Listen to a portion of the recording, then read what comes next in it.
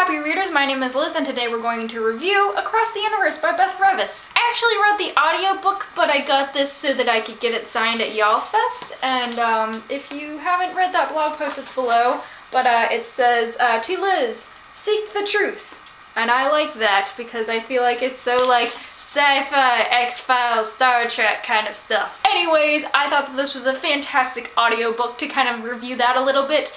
They have two actors, one for Eldest and one for Amy, and they are so good at what they do. Like, honestly, every time I would turn it on in the morning when I would get ready, I'm sorry, I'm messing with my hair, but I would turn it on when I was like putting on my makeup and like doing my hair and stuff like that, and like I was just like, I don't want to go to school, I want to read the rest of this, and it was just so good. To kind of summarize the storyline of this book, it's about a girl named Amy and a guy named Eldest, and Amy comes from present times and she and her family decide to get cryogenically frozen so that they can go to New Earth, because the Earth that they are living on today, it seems like, you know, it's going downhill, and so they need to escape to go somewhere else. And so they get cryogenically frozen along with like hundreds of other people, and they go on the ship called Godspeed, and they are going to take about 300 years to get to this other planet they're supposed to be going to. And Eldest is this kid who's being reared to be the next big, you know, leader of the Godspeed. He is like the captain of the ship. He makes sure that everybody's fine and okay.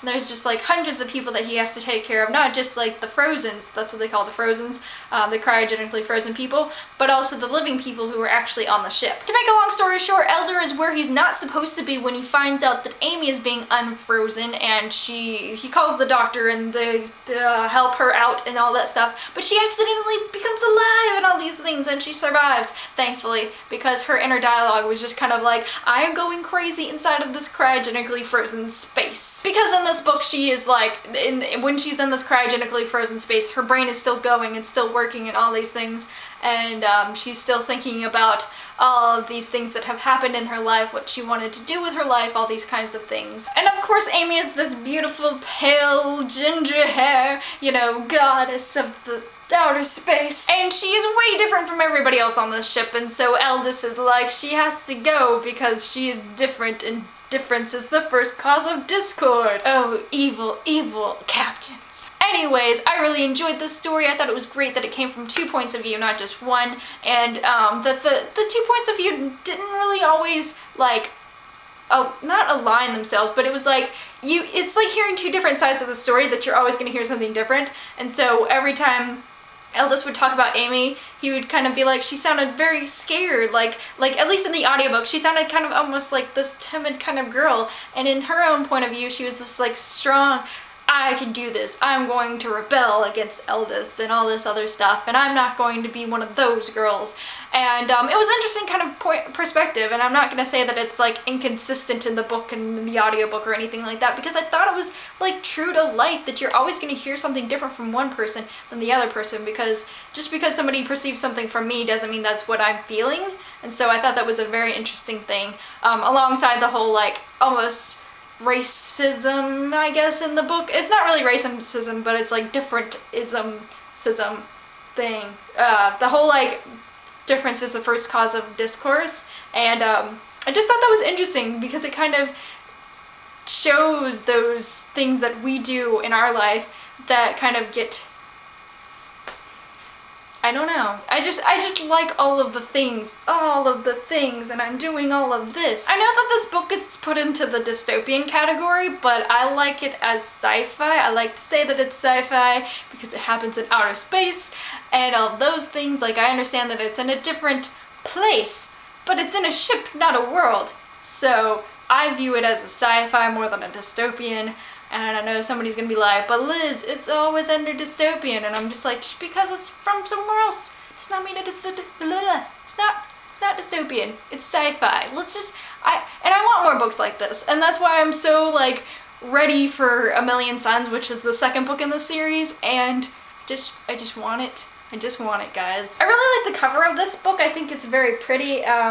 it's very cool because it's kind of like her waking up and him being like, what is happening, but also like romance, which was cute in the book. But also there's a new paperback cover for this. And I kind of like it because it shows her love of running, and she, like, throughout the book she is running, like, she's just jogging, she's just like getting out and getting exercise because it's a part of her personal regimen, like from when she was on Soul Earth.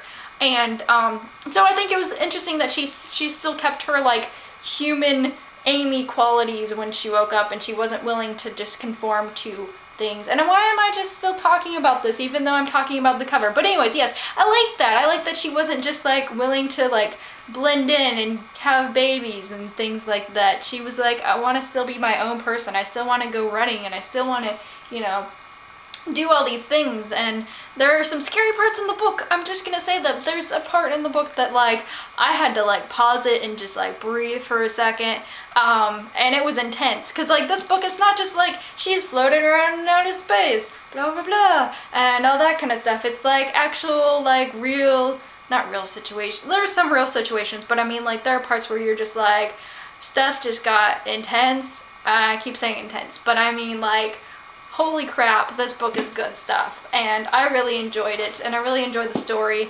And something I was talking to Beth Revis at YALLFest, and she was like, oh, did I show you guys this? I met Beth Revis at YALLFest, and she signed my book to Liz, to Seek the Truth, that stuff. I think I did, I don't know, but it reminds me of like X-Files and Star Trek. Anyways, she was, I was like, yeah, I really like the audiobook. That's like how I read this book. And she was like, just wait till A Million Suns, wait till the next book, because the guy actor, I guess they changed him out, and now he is pants-droppingly hot. And I was like, I'm going to have to invest in these other than just like waiting for Overdrive to upload them, because like that, I just love the audiobooks for this, like for real. If you get a chance, at least read the first couple of chapters or something like that, because it's super enjoyable, and I really love their voices, and the girl voice actor is just so good, and like the guy actor too, even though like his girl parts were just like hilarious, because you'd just be like,